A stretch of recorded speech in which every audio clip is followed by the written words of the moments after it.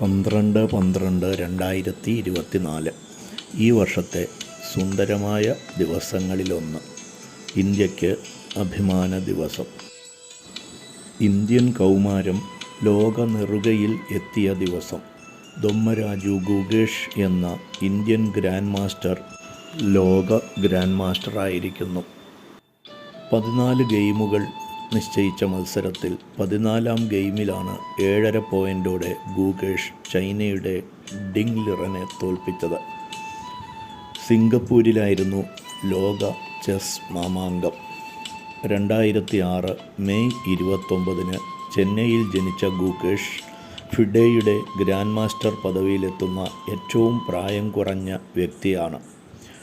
7-ാം വയസ്സിൽ ചെസ് പഠനം തുടങ്ങിയ Gukesh 2015 Asian school of chess ചാമ്പ്യൻഷിപ്പിൽ 9 വയസ്സിന് താഴെയുള്ള വിഭാഗത്തിൽ ജേതാവായതോടെയാണ് ലോകത്തിൻ്റെ ശ്രദ്ധ ഗുകേഷിൽ എത്തിയത്.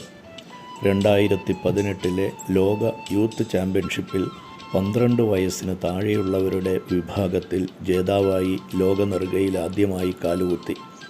കൂടാതെ 12 വയസ്സിന് താഴെ 5 സ്വർണ്ണ മെഡലുകളും അദ്ദേഹം നേടി.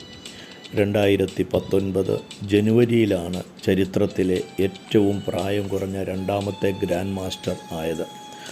പിതാവ് രജനീകാന്ത്, മാതാവ് പത്മ. ആദ്യ ഗെയിമിൽ ഡിങ്കിൻ്റെ മുമ്പിൽ തോറ്റുകൊണ്ടായിരുന്നു ഗുകേഷ് തുടങ്ങിയത്.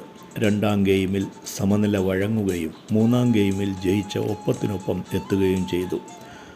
തുടർന്നുള്ള 7 പോരാട്ടങ്ങൾ കൈകൊടുത്ത് അവസാനിപ്പിക്കേണ്ടി വന്നപ്പോൾ 11-ാം ഗെയിമിൽ ശക്തമായി തിരിച്ചടിച്ച് ഗുകേഷ് മുന്നിലെത്തി. 12-ാം ഗെയിമിൽ ലിറൻ്റെ തിരിച്ചുവരവും 13-ാം ഗെയിം സമനിലയുമായപ്പോൾ ചെസ്സിലെ വിദഗ്ധർ ഡിങ്കിന് സാധ്യത പ്രവചിച്ചു. പക്ഷേ അവസാന മത്സരത്തിൽ ശക്തമായി തിരിച്ചുവന്ന് 7.5 എന്ന മാന്ത്രിക സംഖ്യ നേടുകയും ചെയ്തു. പിന്നീട് മുഖം പൊത്തിയുള്ള തേങ്ങലും 2 കൈയും വാനിലുയർത്തിയുള്ള ആഹ്ലാദ പ്രകടനവുമാണ് ലോകം കണ്ടത്. ചരിത്രത്തിലേക്കായിരുന്നു ആ ഉയർച്ച. നിശ്ചയദാർഢ്യമായിരുന്നു കരുത്ത്. വിശ്വനാഥൻ ആനന്ദിന് ശേഷം ലോക ചെസ് ഭൂപടത്തിൽ തമിഴ്നാടിൻ്റെ ഗുകേഷിന് സിംഹാസനം.